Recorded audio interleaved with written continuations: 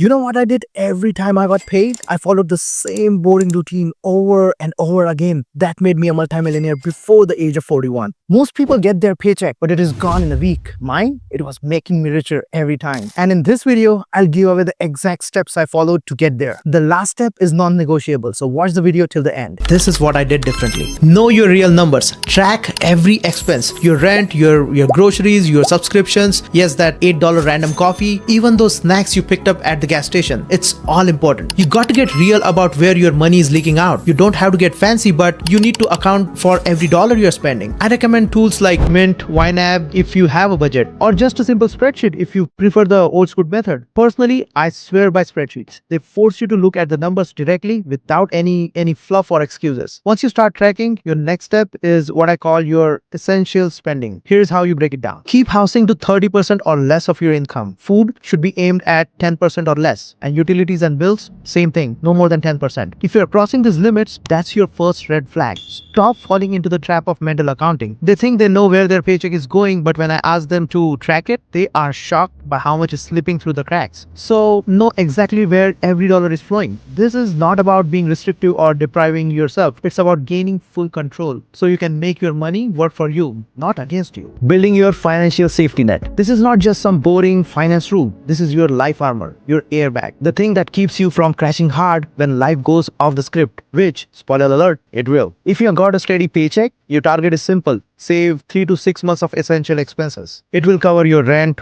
groceries, transport, the absolutely essential stuff which you need for survival. But not the brunch, the impulse buys, just the basics. Now, if you are freelancing, if you are self-employed, or if your income swings like a pendulum, you will have to double it down. So that means 6 to 12 months of expenses. Because when your income is not guaranteed, your backup needs to be guaranteed. Now, where do you keep this emergency fund? Definitely not in your checking account. That's a black hole for casual spending. And definitely not in the stocks. This is not the money you want tied up when things go south. The best spot is high yield savings account. It is safe, it is accessible, and it gives you a bit of interest while it is chilling. This fund is for real emergencies. Car breakdown, you got it covered. Medical emergency, you're safe. But a new iPhone or a last minute trip with your friends, that's lifestyle creep. That's not an emergency. Keep this line firm. This safety net is what gives you confidence to take bigger steps later, like investing, growing wealth, or even walking away from a toxic job, because you know you are protected. Now that you have got your safety net sorted out, it's time to take control of your monthly flow, because this is where the real game begins. You're not just surviving anymore. You're directing your money like a boss. Every cent, every dollar, it knows where it is going before it even touches your account. The simplest way to start is the 50-30-20 rule. Not fancy, but it works. 50% goes towards your needs like rent, groceries, bills, insurance, the basic stuff. Next 30% goes towards your wants like eating out, Netflix, shopping, hobbies, anything guilt-free but within limits. And the next 20% is for your future and future needs like savings, debt payment, investing. This is the quiet engine that builds wealth in the background.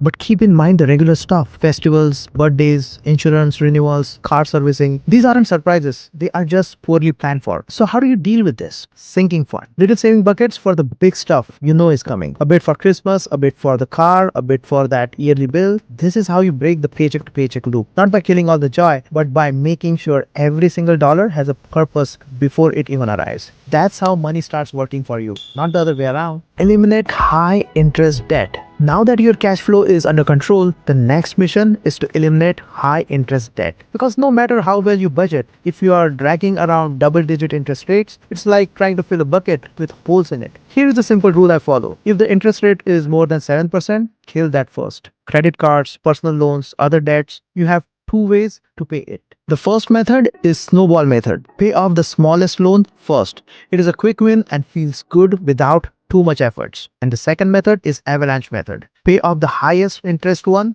first. It saves more money in the long run, but it is a lot of work to begin with. Pick whichever feels right. Just don't stop. And seriously, while you are paying off this debt, don't add more. No new credit cards, and definitely no buy now and pay later stuff. This is your cleanup phase. and you gotta focus. Automate everything you can. The smartest move you can make is putting your money on autopilot. Because real freedom isn't about making decisions every day. It's about setting up a system that runs without you. Start with direct deposit. Then, before the money even hits your hand, a set amount goes to savings, and the fixed bills get paid immediately automatically. Automation makes sure you stay on track even when life gets messy. This does two powerful things. You remove emotions from money decisions. You're not choosing to save, it is just happening. And number two, you stay consistent even when life gets chaotic. Bad week, busy schedule, doesn't matter. Your money still moved. When I was working full time, this system saved me a ton. I didn't have time or the mental bandwidth to budget every day. But automation made sure that I was still saving, still paying my bills, and still growing financially. And over time, that consistency stacked up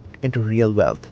Maximize employer retirement benefit. Once you're done, you'll be shocked at how much money you have been losing. Start with your employer's retirement plan, especially if they are offering a 401k match. Here's a rule. Never leave the match on the table. Let's say if they match 5% of your salary and you're earning $50,000 a year, that's $2,500 of free money every year. And here's the cherry on top. The money you put in is pre-tax. So your taxable income drops and you keep more of your hard-earned money working for you instead of handing it over to the government. It's a small step, but it is high leverage. You're literally getting paid to plan for your future. Stack this on top of your automation system, and now you have got momentum. Your money is moving quietly in the background, building the life you said you wanted. While you sleep, while you live. Invest in a Roth IRA. This is one of the smartest, most underrated ways to build wealth quietly, especially when you're just starting out. Why do I love the Roth IRA so much? Because you invest with post-tax money today, and in return, your money grows completely tax-free. It's like planting a tiny seed now and watching it grow into a tax-free money tree later. And here's something most people miss. You can take out your original contribution anytime without any penalties. So it gives you the flexibility now and wealth later. Best of both worlds. I would suggest keep it simple. Go with the low-cost S&P 500 ETF like VOO. A $500 a month for 30 years, that's about $1 million. That's the power of starting early, staying consistent, and trusting the process. One last tip. Click on this really interesting video I just released last week. Stick along for more mindset growth. Until then, this is your finance friend Sushant, signing off.